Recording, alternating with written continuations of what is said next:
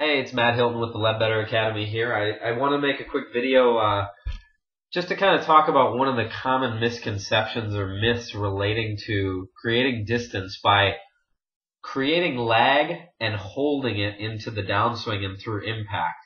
As you can see, I've got Dustin Johnson up here, one of the longest hitters in the modern game, or I guess in the history of the game for that matter. And he definitely is one of those players that you can look at halfway down, and if you're somewhat new to this game and are not familiar with the term lag, the idea that we're talking about is how much angle we've actually created between the left arm and the club, halfway down and even coming into impact. You'll see the longer hitters retain this angle as coming into impact, and what it does is really allows the club to snap through the ball.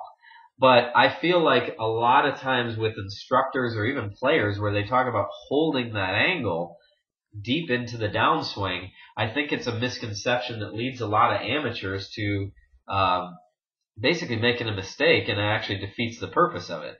Because anytime you talk about holding something, holding that lag angle, it creates more tension.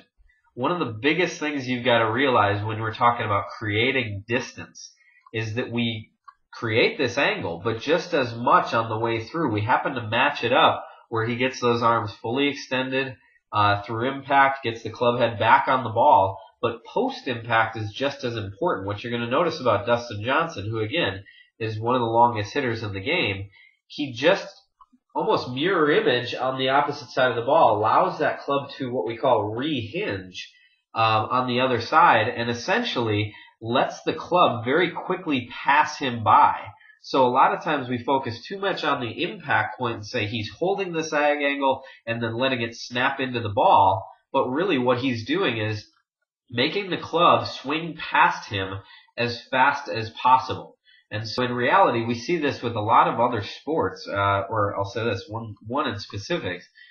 When we look at, players playing baseball here, you see that same idea where they create this lag with the bat, but allow the club to snap past them, and you see how similar that angle looks. It's just turned where Corey Hart here is swinging through the strike zone rather than swinging at a golf ball that's on the ground.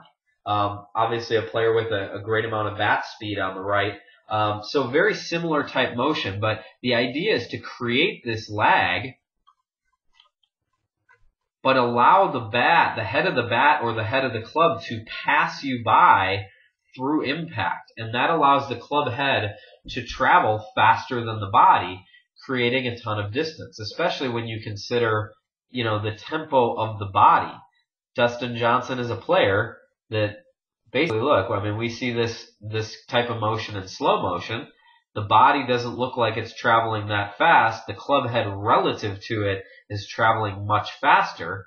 Okay, you can see that club hinge and re-hinge very quickly on the other side of the golf. But when you couple that with this type of tempo of the body, that's when we see 320, 330, 340 yard drives sometimes being created in the right situation and conditions.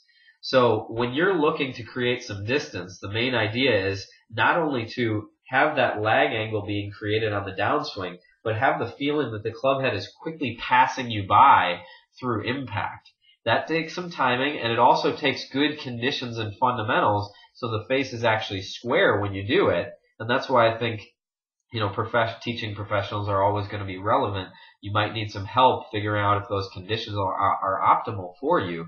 But next time you practice, see if you're looking for distance, don't just concentrate on holding a lag angle or creating a lag angle and holding on to it, creating tension. See if you can create this lag angle and nice and loosely let the club whip past you on the follow through, and that's where that real club head speed and distance is going to come from.